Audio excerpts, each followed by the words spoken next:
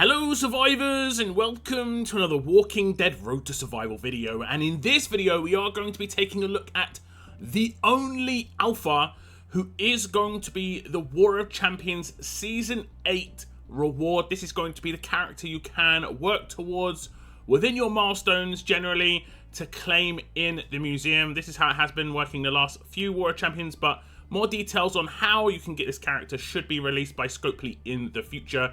Now, if we look at the visuals on the right-hand side, we have got a fast version of Alpha here, the second fast version of Alpha we have had in the Mythic era. The weapons look insane. I'm going to be completely honest. They're like hand sickles, and yeah, they got like extra blades added on as if that was needed. Yeah, crazy. We do have the kind of like 8 motif on the shoulder pad, as you can see, like to represent Season 8. But strangely enough, the actual belt that she had, which is obviously canon, is an 8 on the side as well, which is kind of hilarious. If we look at the art on the left-hand side, we can see a bit more detail. And she is in a duel with Negan by the looks of things. Kind of interesting.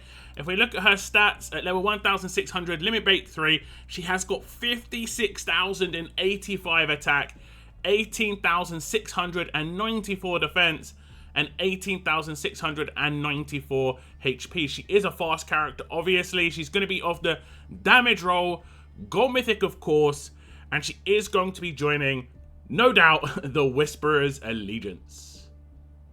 Now, the first thing we're going to look at is going to be the Adrenaline Rush of Alpha, and it is called Lord of Terror. It has got a recharge rate of 48 AP, which is extremely fast for what looks like an attack team character with that massive amount of attack stat. Deal 1500% damage to an enemy. If the target had less than 50% of their max HP, stun, daze, and normalize another enemy for 2 turns. So, pretty straightforward rush, extremely quick, should go off fairly often, especially if you have AP manipulators in your team. But basically, you're going to be dealing 1500%, 1500% damage to a single target. This cannot crit, but it cannot proc weapons. You will be able to bypass certain like passives, for instance, the Regina team passives. However, if you are in the situation where that target has less than 50% of their max HP, which sometimes happens, you will obviously have a big bonus of a massive amount of control go on to another target. And what's great about this is, because it's on the Adrenaline Rush, this has a good chance of actually occurring. If this was on a signature move, it would obviously not have as good a chance. You'd have to set it up a bit more. Whereas there's more likeliness to have this actually occur because there's more likeliness to have characters under 50% HP on the actual rush turn. And obviously stun, daze alone are pretty good. Although I guess daze doesn't really count if the character gets stunned. But normalize is obviously a big bonus. If there's like 2 characters left alive, you can Adrenaline Rush one under 50% HP. You know the other one's going to get normalized. If they don't have any kind of counter, in their kit with resistances, it should be great. Okay, so I will do this Adrenaline Rush twice just to show you the difference, obviously. First up, we'll do 1500% damage against the top character. As you can see, this is going to be 1500% damage, 140k damage off base. She has not got any attack buffs, as you can see. I've always said, if someone has deal damage, they need attack buffs. So to team up with certain characters could be important. I think Ellen has a good attack buff for her. There are other characters that do attack buffs. The team up with someone like Adam, for instance, could be really good. Big attack buff for deal damage would be very good indeed. Okay, this time around, we will use the Adrenaline Rush on someone who is under 50% of their max HP. This is just to show you the effects that can land. We'll do the Adrenaline Rush, and as you can see, it has landed on a specialist, and they have been normalized, and obviously stunned and dazed. Now, I think the stun and daze kind of stacking, I just see that as a bonus for the fact that they could resist one or the other of those 2. So at least they won't be able to use their signature move, whether they are stunned or dazed, after that for 2 turns. And if they're stunned, obviously they can't do much else. But that's the normalized coming in. That could land on any specialist, but obviously it has the potential to be resisted. Now if we go straight into the upgrades on the Adrenaline Rush, you can see at grade 2 it gets plus 500% damage. So initially it is a 1000% damage adrenaline rush to a single target, and then it get boosted up to 1500%. This is only on one copy, so nice and easy. At grade 4, the AP cost gets reduced down to 48, so I would assume it starts off at 55. Either way, it's pretty good, but that is still only one copy, so very straightforward to come by. Now, at Limit Break 1, it does say conditional enemy HP threshold increased to 50% max HP. I think that means that initially it would be someone who had less than 25% of their max HP is when it would occur before, but after this it would occur when they have 50% or less. So basically it has a bigger window to actually occur and make the actual controls happen. And then we get an upgrade at Limit Break 3 where if the target had less than 50% of their max HP, stun the other enemy for 2 turns as well. So initially it's just going to daze and normalize. That alone is pretty good, but the stun, like I said, it just stacks an effect just in case they do resist the daze. They have the stun where obviously stop them from taking their turn, and obviously that means they are effectively dazed as well because they can't use their signature move. So all round, I think the Adrenaline Rush, while it is pretty simple and straightforward, it hits very hard. And the conditional stuff on the side is very nice indeed. You do have to set it up a bit, but like I said, because it's on the Adrenaline Rush, you've got more chance of this occurring. And there should hopefully be a couple of weakened characters on the enemy team so that when you do the Adrenaline Rush, A, you take them out because you saw the specialist skill proccing and it is a bonus for that to happen. But B, you obviously have the conditional thing come in where you can potentially stun, daze, and normalize an enemy for 2 turns. Now the next thing we're going to look at is going to be Alpha's signature move, and it is called First Blood. It has got an initial cooldown of turn 1, cooldown of 1 turn, number of uses unlimited. Make 3 attacks against an enemy for 400% damage, which is 1200% total, but it gets plus 3 attacks if the target is at 100% HP, making it 2400% total, a total of 6 attacks. Apply crosshairs to all adjacent enemies for 2 turns. All teammates get camouflage for 6 turns. This is obviously an insane level on this signature move. Potential 6 attacks, and it's a very high potential. Off of turn 1, you should use this signature move against someone with 100% HP. This has got very high potential. It can obviously proc weapons too, so any kind of modifiers that you can get on her weapon to increase her damage output will proc because these are attacks. They can crit, so they should be big damage. And if you take out, obviously, the target, it'll move on to the next target, so on and so forth. This is brutal. She'll also apply crosshairs to all adjacent enemies for 2 turns. It doesn't apply it to the target she actually attacks. This is what you should take note of. So if you are teaming her up with other characters that apply crosshairs, try and attack someone who already has crosshairs in the first place. All teammates getting camouflage for 6 turns seems kind of overkill. It could probably have been 3 turns and been fine because the cooldown on this is really quick. 1 turn cooldown means she is going to be able to apply this consistently throughout the fight, but camouflage is very nice indeed. It does mean that you don't necessarily have to team her up with someone like Herschel. You could use them in separate teams. Obviously, this character may not be as good against the Regina defense teams because this is a multi-hit signature move, but this is actually brutal. Crosshairs is very nice indeed. It does bypass Halo unless the character has any sort of like decap resistance in their specialist or in their passive, so on and so forth. But otherwise, this signature move looks pretty strong indeed.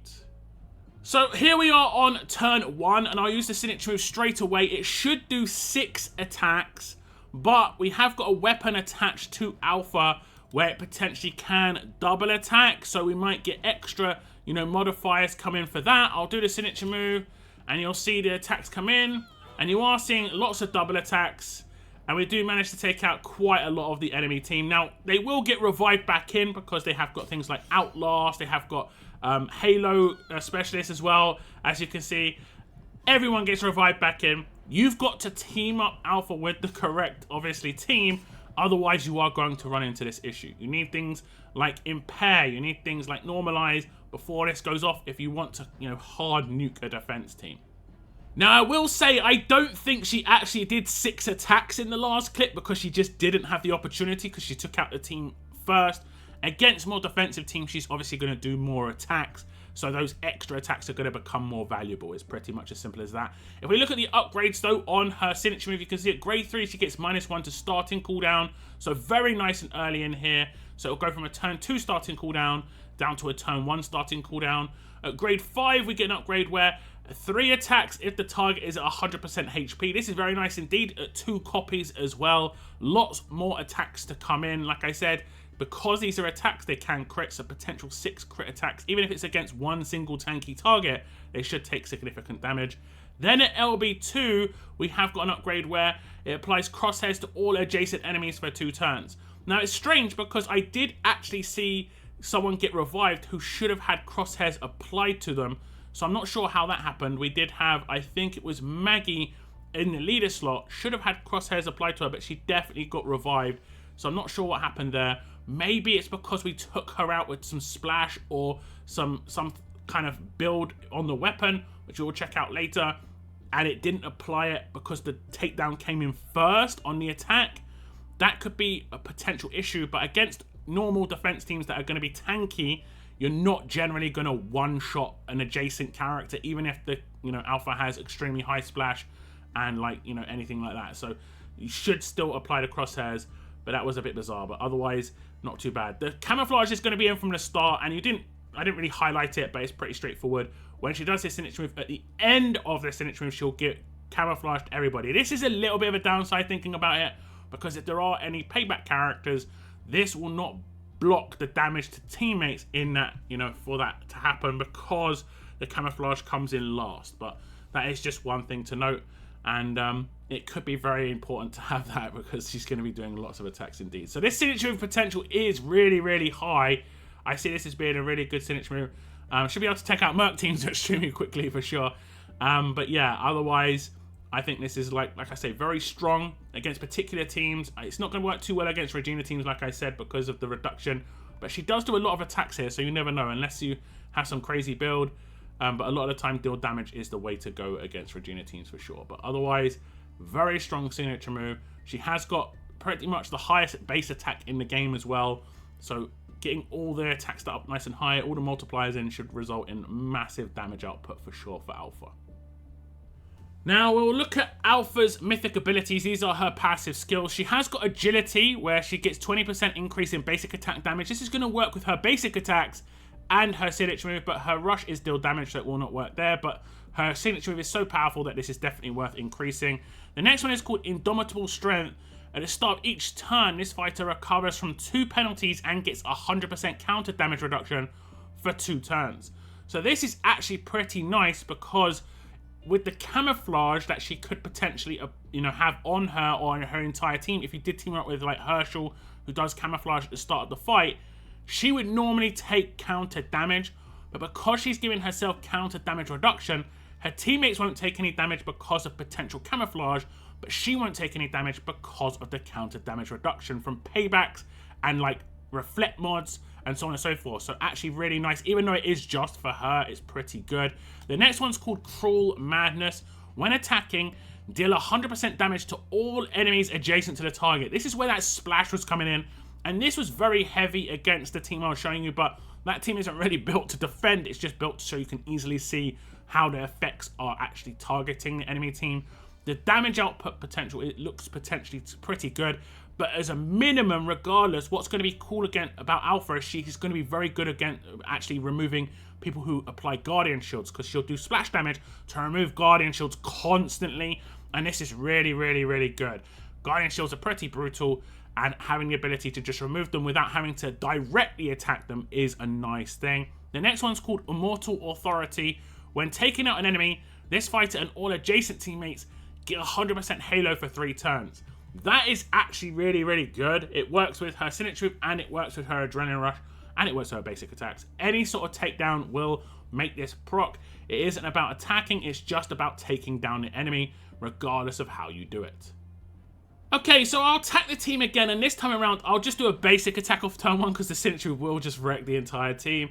And you'll see the splash come in. If there were Guardian Shields on adjacent characters, we would obviously remove those. And it's a guaranteed splash. So you saw the splash come in, and it actually happened twice, because she obviously does seem to have a double attack weapon. Now, if I do her Adrenaline Rush, and we take down an enemy, we can see that Alpha should get Halo, and so does Maggie. As you can see, 100% Halo on both of these characters. This is pretty nice indeed. This does mean if there's any potential kind of like, I don't know, dogpiling on her or her adjacent teammates, she should obviously bring herself back. Now, I see the counter damage reduction on her, as you can see, 100%, but we were getting that from the leader as well.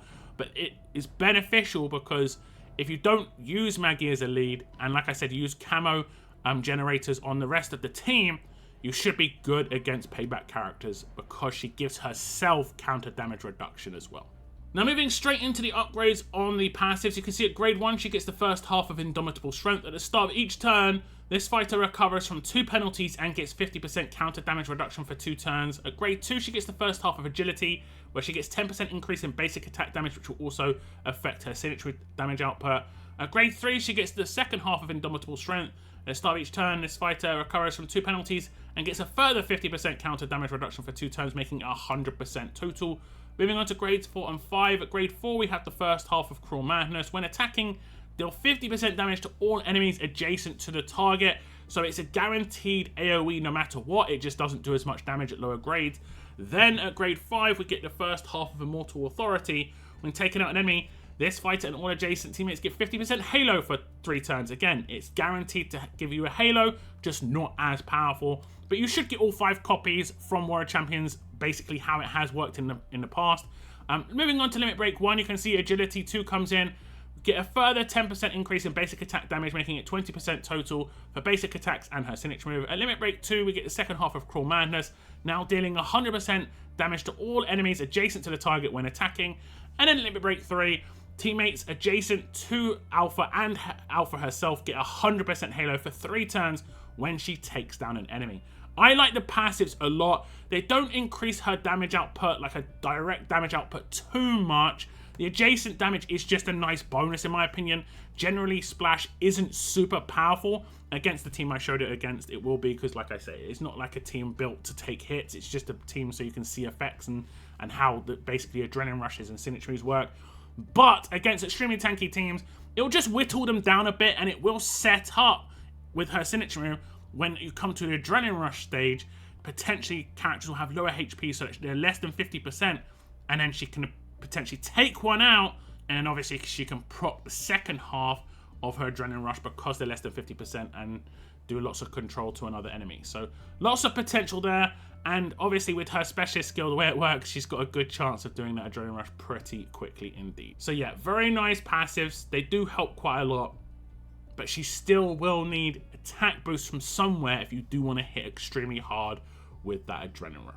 Now, you've seen it proccing throughout the clips, and it is the specialist skill follow-up to once per turn. When this fighter takes out an enemy with an attack, active skill, signature move, or adrenaline rush, they will receive a bonus action. This fighter also gets 100% of their max AP. This means on the signature move, which it hits so hard and so many times, if you do take out one enemy, you should get another turn with your adrenaline rush active, ready there and then, and you've already reduced the HP of adjacent characters because of the AoE. So potentially there's someone with less than 50%. You can try and get someone with less than 50% with other characters in your team. And then you nuke them with Alpha. And then she will have a turn the next turn. So like she'll come back to her turn. She will have to do a basic attack off of turn 2. So some of the like tricks of follow-up characters sometimes is to not use the Adrenaline Rush turn 1. And use it twice turn 2. And that way you can do a signature move turn 1. 2 Adrenaline Rushes turn 2. A signature move turn 3, and then an adrenaline rush turn 3 as well.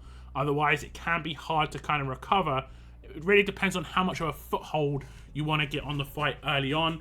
But if you want to go for maximum output, that would be the best way. Very good specialist skill, one of the best ones for attack teams for sure. And it obviously is about takedowns, so it works with her signature move, her adrenaline rush, no matter how she takes out an enemy. Now, you've seen it in action throughout the clips, and it is going to be Alpha's attached weapon, and it is called the Only Alpha's Dual Sickles. It has got 45% attack base, a huge bonus to AP when attacking, double attack, when attacking 100% chance to make a second attack for 100% damage, and an improved attack damage boost, attacks deal plus 35% damage, and they ignore defense bonuses. This is an extremely good weapon for her signature move, because every single one of those 6 attacks off of turn 1 will 100% double attack unless she attacks someone who is of the support role where they have a chance to block that 3rd slot. And then the 4th slot should always bypass defense bonuses and obviously deal an extra 35% attack, which is obviously very nice. Now, I will say her weapon does not work with her Adrenaline Rush. Only the attack stat at the top works with her Adrenaline Rush. You'd want to get up to 55, which is the max, but you're going to have to get attack buffs from somewhere if you do want to boost that, because this third slot and the fourth slot are all about her signature move, which will definitely be very powerful, but her Adrenaline Rush might fall behind if you're not kind of trying to support that with other characters in Alpha's team. So this was the only Alpha who is going to be the World Champions reward character, and she has got, I believe, the highest base attack stat in the game. She will still rely on attack buffs because she is a deal damage, but there are definitely some good team ups for her. For instance, Adam, who was recently released, who does give attack buffs to teammates at the beginning of the fight. How his kit works is very, very powerful for Alpha. It will help her signature move, but it will help her Adrenaline Rush, where she'll probably need the support a bit more. Follow up to great specialist skill. Can't really go wrong with Alpha as a character. One of the better characters for the World Champions characters for sure. Let me know your thoughts in the comments down below about this character. I want to thank you very much for tuning in, guys. And as always, keep on surviving, guys. Keep on surviving.